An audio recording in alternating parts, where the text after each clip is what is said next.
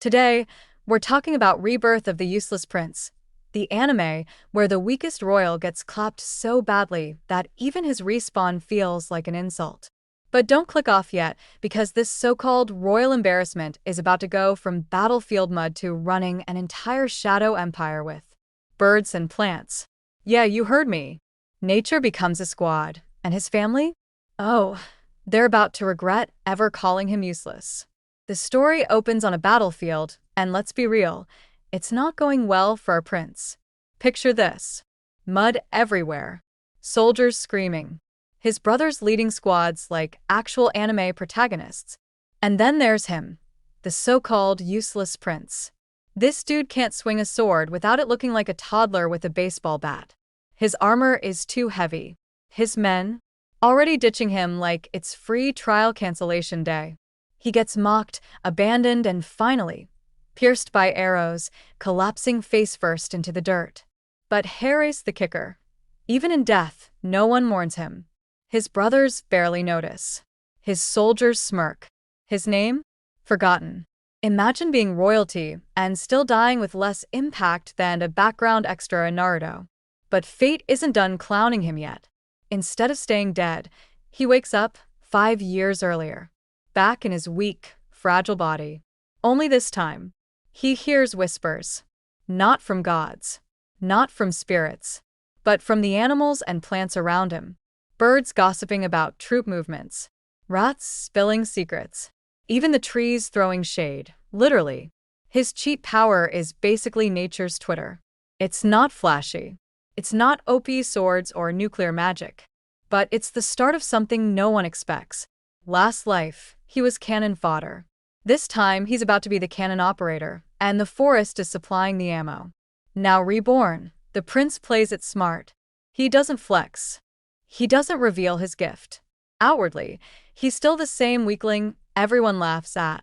But secretly, he's listening. Birds tell him where servants hide stolen food. Rats expose which nobles talk trash behind his back. Trees literally alert him when strangers step onto palace grounds. Man went from useless prince to budget CIA director, powered by pigeons and squirrels. But the insults don't stop. His brothers call him a worthless rat. His father ignores him. The nobles smirk when he walks by. Everyone still thinks he's the same walking L. Then comes his first real warning. Late at night, a snake he saved whispers, "Beware, your brother plots against you." The useless prince freezes. In his last life, he never saw betrayal coming until it was too late. This time, he's armed with inside info straight from nature's gossip chain. He stares at the palace ceiling, whispering, "If destiny gave me another chance, then this time, I'll make them pay." He died like a dog last time. This life? He's bringing the whole kennel. The training arc begins, but forgets swords and fireballs. This prince's grind is weird. Birds teach him awareness, sharpening his reflexes. Wolves force him to run until his stamina improves. Vines trip him during sparring, forcing him to learn balance. It looks ridiculous, but it works. Slowly, the useless prince starts moving differently. He's still frail, still mocked, but there's something sharper in his eyes now.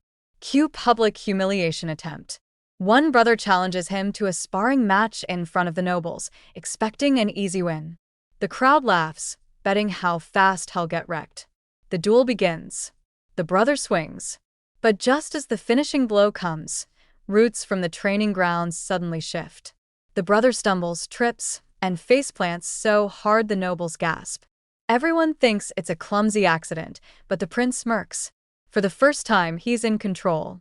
Imagine training your whole life as a warrior prince, just to lose to your little brother, who basically teamed up with landscaping. The emperor, watching from above, raises an eyebrow. Maybe the boy isn't as useless as he seems. That night, the whispers grow louder. Animals in the shadows speak of danger. Someone is already plotting to remove the prince before he grows stronger. Last season he was background trash. This season, he's recycling the entire royal family. The whispers of animals grow restless. The crows outside his window cry warnings. The rats gnaw at the walls, hissing, "They are coming." The useless prince barely has time to breathe before shadows slip into his chambers. Assassins, daggers gleaming, footsteps silent, their intent crystal clear. In his first life, this would have been his end. Stabbed in the dark, forgotten by morning. But this time, the forest itself answers his call. Ravens swoop down, clawing at masked faces. Vines erupt from the floor, hurling assassins into the walls. Wolves lunge from the shadows, fangs tearing flesh. The assassins scream. The prince doesn't even lift a sword. He simply watches, trembling, then grinning as blood stains his floor. Imagine spending years training in stealth and poison, only to get bodied by a houseplant. When guards rush in, they find corpses shredded by beasts. The prince sits calmly, not a scratch on him. The emperor hears of this. His suspicion deepens. The boy was supposed to be a joke, not a survivor. The snake coils beside the prince, whispering, "This was only the beginning. Bigger hunters will come." He used to be prey. Now he's running a nature documentary called Murder by Garden. The palace buzzes with rumors. Who sent the assassins? Everyone has theories, but the prince already knows, because the rats in the walls spill every secret. At the feast hall, he pretends nothing happened. His brothers laugh, calling him weak, mocking his clumsy steps. But behind their sneers, he catches the smirk of the eldest, the golden son, the one who always shines. Later, whispers confirm it. The assassination was his doing. The useless prince swallows his anger. He doesn't lash out, not yet. He needs timing. He needs proof. Meanwhile, nobles whisper about his survival. Some are curious. Some are frightened. The boy who should have died twice now walks among them. Training ground again. His arrogant second brother challenges him before the court. The crowd expects humiliation. But vines tug at the brother's ankle mid-swing. He stumbles, falls face first into dirt, while the prince stands unharmed. The nobles laugh, not at the useless one this time, but at the proud warrior. The emperor watches silently. Man went from royal clown to royal prankster. Who needs swordsmanship when you've got Mother Nature on speed dial? Alone that night, the prince whispers, "You wanted me dead, brother. Now I want you broken." The useless prince stops waiting. He begins his counterattack in secret. He walks deeper into the imperial forest. The air is thick, the trees ancient. Wolves test him, circling with hungry eyes. Owls stare down, unblinking. But he does not back away. Slowly, the creatures bow. They accept him. He is no longer a weakling. They recognize him as master. When he returns, his brothers prepare another staged accident during training. Soldiers accidentally swing harder, aiming to end him once and for all. But the plan collapses instantly. Ravens dive from the skies. Wolves howl in the distance. Vines snap from the ground, locking blades mid-swing. The courtyard falls silent. The nobles are stunned. The prince bows politely, pretending it was luck. But the emperor sees. The boy is no longer ordinary. He started as the kingdom's weakest link. Now he's flexing like Disney princess, rated R edition. The emperor summons him, his voice cold. "What exactly are you becoming?" In one life, he begged for survival. In this one, even death is scared to knock on his door. The emperor throws a feast, because what better way to celebrate a kingdom on the brink of chaos than with wine, fake laughter, and nobles sharpening daggers under the table? Our useless prince shows up, quiet as ever. Outwardly weak, inwardly listening. The animals whisper nonstop. The crows outside cry warnings of poison. The rats in the walls chatter about hidden blades. Even the palace hounds grow restless. When a servant accidentally hands him a poisoned goblet, the snake in his sleeve hisses, "Do not drink." A crow swoops down and knocks the dagger from another assassin's hand. The entire plot collapses in seconds, and the prince? He sits there calm, sipping from a clean cup while the nobles stare. Imagine planning a royal assassination for weeks, only for it to fail because a pigeon went "Not today, chief." The emperor slams his hand on the table, furious. His eyes land on the eldest son, the golden brother who always shines a little too smugly. Whispers echo in the prince's mind. This isn't the last attempt. They will not stop until you are buried again. The emperor, done with rumors, decides to test the so-called useless prince. His method? Blood. He announces a royal hunt in the imperial forest. A game of survival. Perfect stage for his brothers to accidentally lose him among the trees. But the forest is no stranger to the prince. It's his domain. Wolves guide his path. Birds scout enemy trails. The trees themselves whisper warnings of ambush. Bandits appear, hired killers disguised as hunters. They charge, expecting an easy kill. But while his brothers scramble, the useless prince commands the forest like a warlord. Wolves rip through bandits. Ravens blind them mid-strike. Roots coil around horses, throwing riders into the dirt. When it's over, the battlefield is painted red, and the prince hasn't even broken a sweat. The emperor, watching from afar, narrows his eyes. He expected weakness.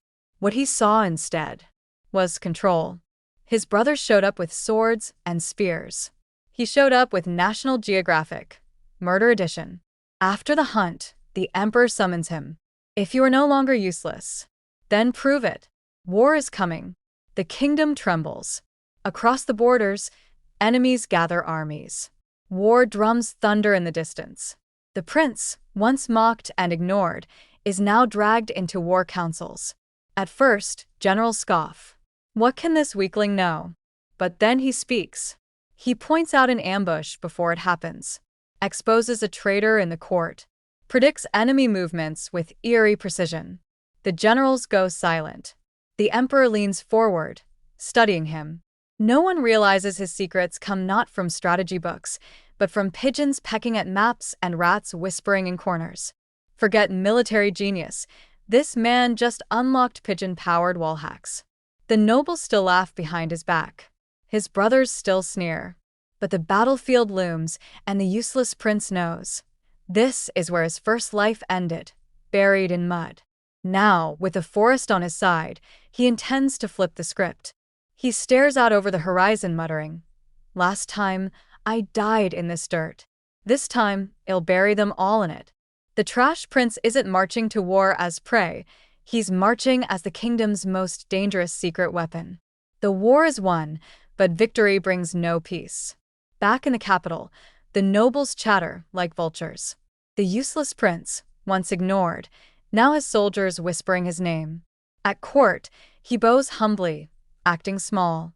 But the animals perched in the rafters tell him everything: who plots, who lies, who schemes. One minister plans to strip him of recognition. Another whispers about exile. His eldest brother sharpens his smile, hiding venom behind polished words. The emperor sits silent, watching the tension. The prince lowers his eyes, but his grin is sharp enough to cut glass. He walked into court looking harmless. Meanwhile, half the palace forgot their walls have rats with better gossip than Twitter. That night, the snake whispers again. Beware the golden sun. His next strike will not fail. The golden sun strikes again. This time, it isn't clumsy assassins. It's a small army hidden in the night. They attack the prince on his way back from the temple, blades glinting, faces masked. Steel clashes. Torches burn. But the forest is never silent. The prince whistles and the night erupts. Wolves crash into men like thunder. Owls swoop, ripping at faces with talons. Even the ground roots tear through armor like spears. The assassins scream, cut down in a massacre no human army could stop. The prince doesn't swing his blade once. When the last body falls, he looks at the carnage without flinching. For the first time, he feels no fear, only power. Imagine trying to jump your little brother with 20 armed killers. And you still get folded by a tree stump. In the shadows, unseen, his eldest brother watches. His smile fades. For the first time, he feels fear. Whispers flood the palace. Everyone saw the aftermath. The assassins weren't just killed, they were obliterated. The emperor summons the prince in private. His tone is cold, his stare sharper than any blade. "What are you hiding?" The prince bows, his face calm. He lies easily, playing the role of a survivor blessed by luck. But the emperor doesn't believe in luck. Not when soldiers whisper of vines that move, of wolves that obey, of birds that spy. Yet the emperor doesn't punish him. Instead, he gives him more responsibility. Not as trust, but as a test. The useless prince accepts, bowing low, hiding the fire in his eyes. He went from pathetic son to suspicious asset in record time. Brothers speedrunning character development like it's New Game Plus. As he leaves the throne room, the snake whispers, "Your father does not trust you. But one day, He will fear you." The useless prince is no longer a joke. In secret, he commands the whispers of nature. In public, he plays the weakling still fumbling with swords. But behind the act, his influence spreads. Servants bow lower when he passes, their loyalty shifting. Soldiers speak his name with respect and unease. Even the nobles, once bold in their mockery, now lower their voices. His eldest brother fumes. The golden sun sees his shining legacy dimming as whispers of the shadow prince spread. He tightens his grip on the court, gathering allies, preparing to strike harder. But the useless prince is always listening. Rats in the kitchens carry tales of poison plots. Birds overhear secret meetings behind closed doors. Wolves return from the forest with messages of enemy envoys sneaking across borders. Every move his brother makes he already knows. Every knife meant for his back, he blunts before it strikes. Bro isn't even playing chess. He's reading the opponent's diary while they're still writing it. One night, under a blood-red moon, the snake whispers, "The time is coming. You will no longer hide in the shadows. You will step into the fire." The emperor calls a grand council. The kingdom faces unrest, war on the horizon, and betrayal festering within. Every prince stands tall, armored, their ambitions sharper than their blades. The useless prince enters last. Whispers ripple through the hall. Some scoff, others stare in silence. The council begins. Plans are debated, tempers flare, accusations fly. The golden sun speaks loudest, his voice full of arrogance. But then, calmly, quietly, the useless prince cuts through the noise. He lays out enemy positions, hidden plots, traitors in disguise. Every word he speaks is truth, because the animals have already sung him the answers. The council freezes. The generals stare. The emperor leans forward. For the first time, his eyes linger on the son he once despised. The golden sun's face twists in fury. His fists clench. He knows what this means. His little brother, once trash, is now stealing the light. He started as the family's shame. Now he's standing at the council table like the kingdom's Google Maps, showing routes no one else can see. The useless prince bows, his voice steady. "This time, father, I will not fail this kingdom." The camera lingers on his smirk as the screen fades. Once he died in the mud. Now he's planting every rival 6 feet under.